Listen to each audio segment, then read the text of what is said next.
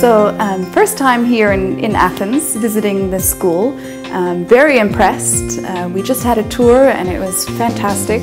Hat total Spaß gemacht, vielen Dank. Sehr, sehr gute Studenten, sehr, sehr nettes Personal, richtig tolles Essen, richtig tolle Getränke und es wird sich so gut um uns gekümmert. Gastfreundschaft wird hier groß geschrieben.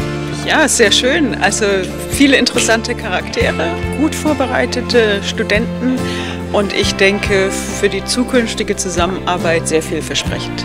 Ich habe wirklich eine sehr, sehr positive Erfahrung gehabt. Es war sehr schön. Wir wurden sehr herzhaft aufgenommen, willkommen geheißen. Und ich glaube, wenn die Studenten hier das lernen, was wir erfahren haben, dann ist die Schule auf jeden Fall auf dem perfekten Weg und die Studenten sind ready for the job quasi.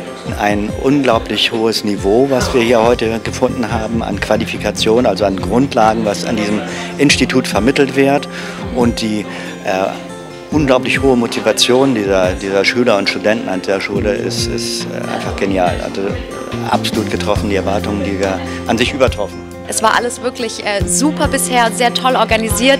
Wir haben sehr gute Erfahrungen heute gemacht mit den Studenten hier vor Ort.